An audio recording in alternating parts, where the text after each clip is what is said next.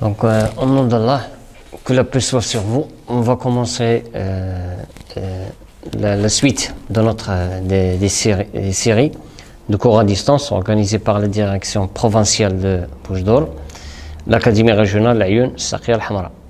Donc, toujours la matière de sciences de la vie et de la terre, et cette fois avec le dernier chapitre de l'unité concernant le géodynamique externe, c'est-à-dire le phénomène qui se déroule au niveau de la surface de la Terre.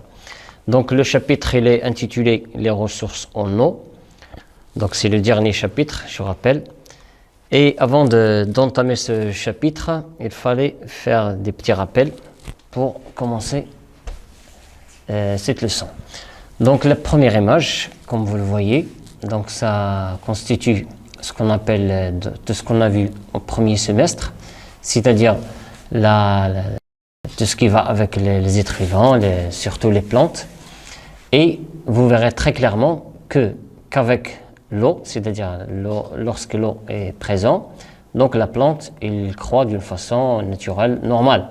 Par contre, si cette plante elle est privée d'eau, c'est-à-dire l'absence de l'eau, donc vous verrez très clairement que la plante elle flétrit, c'est-à-dire il perd bien sûr de l'eau et par la suite il va mourir. Donc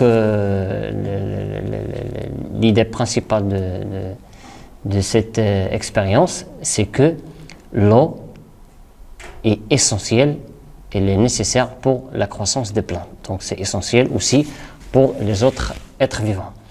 Deuxième image, donc ça constitue ce qu'on appelle le cycle de l'eau. Donc vous avez étudié certainement pendant le cycle de l'eau, c'est-à-dire la condensation, précipitation, les eaux de ruissellement, évaporation et ainsi de suite. Donc la troisième image, donc c'est un paysage qui est un peu fâcheux. Pourquoi? Parce qu'il y a des ordures qui sont éparpillées sur ce lac-là, ou bien un cours d'eau dont les eaux sont très calmes. Donc vous verrez très clairement la nature, elle est très belle vers le haut, mais le cours d'eau, bien sûr, à cause de l'intervention humaine sur la nature, donc vous verrez très clairement les ordures qui sont éparpillées sur le cours d'eau. Donc la quatrième image et la dernière, donc c'est l'hygiène des mains. Donc l'hygiène, c'est quelque chose qui est très important dans la vie humaine, surtout les mains. Pourquoi? Parce que les mains sont très... donc ils peuvent bien sûr avoir des choses qui sont néfastes, surtout de nos jours, avec le coronavirus. Donc il fallait toujours, je vous conseille, de toujours faire de l'hygiène, surtout les mains. Il faut les laver d'une façon intense. Pourquoi? Pour empêcher ou bien éviter la contamination avec ce certain virus. Donc la situation de départ, donc l'eau recouvre près de 71% de la surface de notre planète bleue sous trois états, c'est-à-dire l'état solide, l'état liquide et gaz, sous forme des glaciers, des océans, les rivières, les lacs, etc. Mais certains facteurs influencent la qualité et la quantité de l'eau récemment dans l'avenir. Donc les questions à résoudre, donc à partir de cet annoncé, à partir de ces images-là, donc quelles sont les ressources en eau? Donc on doit bien sûr savoir quelles sont les ressources en eau. Deuxième question, quels sont les dangers qui menacent ces ressources? Donc on va bien sûr citer plusieurs dangers qui menacent bien sûr les ressources en eau. Et enfin, la dernière question, comment se fait le traitement de l'eau? C'est-à-dire pour remédier à ce problème des dangers qui menacent l'eau, les ressources en eau, comment s'en sortir de ce problème-là. Donc la première séquence, c'est l'eau dans la nature. On va voir bien sûr l'eau dans la nature, donc il est sous forme de quoi? Donc on va commencer par les différentes formes de l'eau. Donc la première image, c'est une image d'une montagne, bien sûr, qui est enneigée, c'est-à-dire remplie de la neige, et pourvue d'un stock, c'est-à-dire source d'eau douce, c'est-à-dire la neige là. Donc ce n'est qu'une source d'eau douce. Lorsque, bien sûr,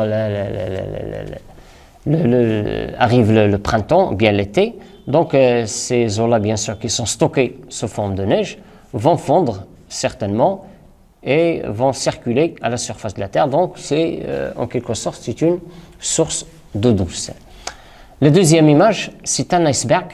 Iceberg, c'est un mot anglais.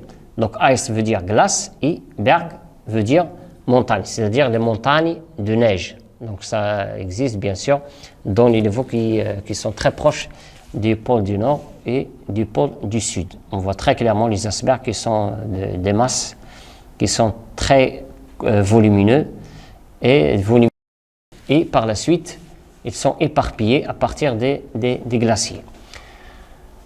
La troisième image, donc la construction des barrages pour but de stocker de l'eau douce. Donc ça c'est une barrage. Cette barrage-là, bien sûr, il renferme des milliers de tonnes d'eau douce, bien sûr, c'est un stock. Et les barrages, bien sûr, ils ont d'autres buts, c'est-à-dire, par exemple, la production d'électricité, l'irrigation des terrains qui sont agricoles et autres, bien sûr. Donc, les barrages, bien sûr, sont construits par l'homme pour stocker de l'eau, surtout pour les grandes villes, pour assurer, bien sûr, de l'eau potable à partir de ces barrages-là.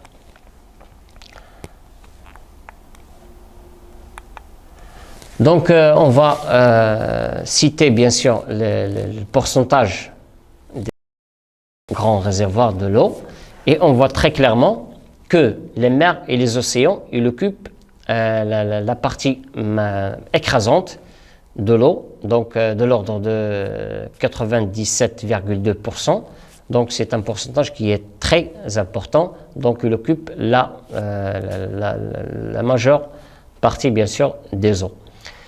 Concernant la glace polaire et les glaciers, donc il occupe 2,15%, c'est-à-dire une quantité qui est très inférieure par rapport aux océans et aux mers.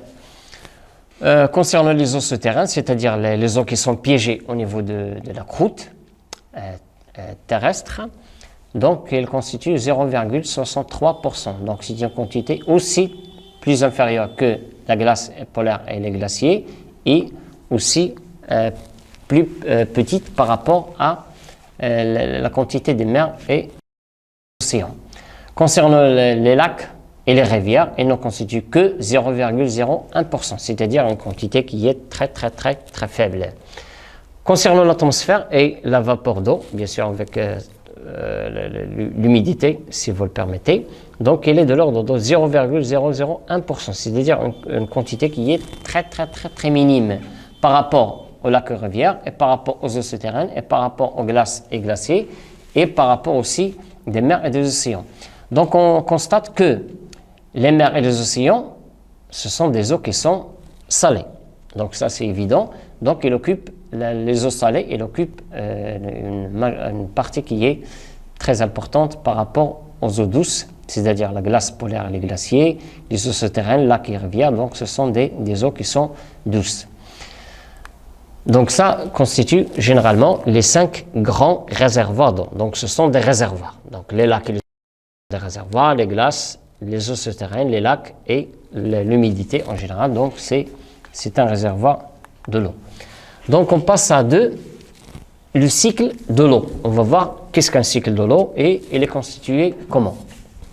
Donc le cycle de l'eau, donc le mot cycle veut dire quelque chose qui est cyclique, c'est-à-dire qu'on commence par un point précis et on revient à ce point-là. Par exemple, si je commence par les précipitations, donc je peux revenir aux précipitations de nouveau. C'est la raison pour laquelle on appelle le cycle de l'eau. Donc le cycle de l'eau, il est constitué de quoi? Donc on a des océans, des fleuves, des lacs et autres. Ils subissent ce qu'on appelle l'évaporation. L'évaporation, c'est-à-dire la transformation de l'eau de l'état liquide vers l'état gazeux. Donc, il y a aussi ce qu'on appelle l'évapotranspiration. Donc, ça concerne les êtres vivants. Donc, ils rejettent ce qu'on appelle de l'eau sous forme de vapeur. Donc, c'est la transpiration. Donc, quand vous avez étudié la respiration chez les plantes, donc vous avez certainement étudié ce qu'on appelle les stomates. Et les stomates, ils permettent aussi la sortie de l'eau et c'est ce qu'on appelle la transpiration. Donc, la transpiration des êtres vivants et l'évaporation entraînent généralement ou bien donnent naissance à ce qu'on appelle la vapeur de l'eau. La vapeur d'eau, donc qu'est-ce qu'il fait? Il se condense au niveau de l'atmosphère pour former ce qu'on appelle des nuages. Les nuages vont donner par la suite des précipitations dans des régions qui sont moins élevées et pour les régions qui sont soit qui s'approchent du pôle du nord ou bien du pôle du sud ou bien dans les régions donc il tombe sous forme de neige. Donc ça constitue de neige et ce sont de l'eau à l'état solide. Donc ces eaux-là, lorsque la précipitation tombe dans des régions précises, donc il y a deux chemins. Le premier chemin, donc ça constitue ce qu'on appelle le ruissellement, c'est-à-dire l'eau qui circule sur la surface de la Terre, pour gagner bien sûr les lacs, les fleuves et finalement les océans. Il y a aussi une partie de l'eau qui s'infiltre, c'est-à-dire il traverse des terrains qui sont perméables, c'est-à-dire qui permettent le transfert de l'eau de la surface vers la croûte terrestre. Donc ça constitue ce qu'on appelle les nappes souterraines ou bien les nappes phréatiques. Donc ils constituent un écoulement. Ils peuvent bien sûr drainer des lacs ou bien des fleuves et ils peuvent aussi être en contact avec l'océan. Donc les glaces ou bien la neige, la glace ou bien la neige subissent ce qu'on appelle la fonte, donc ils se transforment en liquide et ça bien sûr suit le même chemin. Donc finalement, lorsque l'eau arrive au niveau des lacs, au niveau des fleuves et au niveau des océans, ils subissent de nouveau l'évaporation et ça constitue ce qu'on appelle un cycle de l'eau. Donc sous l'effet de la chaleur, l'eau passe de l'état liquide à gazeux, c'est l'évaporation. Donc ça c'est évident, vous l'avez certainement étudié la matière physique. Donc le corps des êtres vivants, c'est-à-dire les végétaux et les animaux, donc ils dégagent de l'eau, c'est la transpiration. Donc quand vous avez étudié les végétaux surtout, donc vous avez certainement étudié la transpiration et ça dégage bien sûr de l'eau à partir des stomates. Le phénomène durant lequel la vapeur d'eau se transforme en liquide en vue de former des nuages, c'est la condensation. Donc la condensation se fait lorsqu'il y a bien sûr le passage de la vapeur vers des gouttelettes d'eau qui constituent ce qu'on appelle les nuages. Et dans certaines conditions vont donner naissance à des précipitations ou bien de la neige ou de la glace. Finalement, l'écoulement des précipitations sur le sol constitue le ruissellement. Donc le ruissellement, ça concerne les eaux qui sont au niveau de la surface. Par contre, les eaux qui s'infiltrent, donc ça constitue bien sûr les nappes phréatiques ou bien les nappes souterraines. Donc un schéma. Donc voilà un schéma bien sûr qui résume le cycle de l'eau. Donc on initie toujours par la condensation. Il y a précipitation et la neige. Il donne naissance à des eaux de ruissellement. Il regagne les océans et les mers, ou bien des lacs, des fleuves, etc. L'eau sous l'effet de la chaleur, c'est-à-dire du soleil, donc il y a le phénomène d'évaporation, c'est-à-dire la transformation de l'état liquide vers l'état gazeux. Les êtres vivants aussi peuvent bien sûr donner naissance à ce qu'on appelle la transpiration et ça constitue finalement de la vapeur de l'eau. La vapeur de l'eau, il se transforme en nuage et par la condensation et le cycle va ici bien sûr commencer de nouveau. Donc ça constitue généralement un cycle.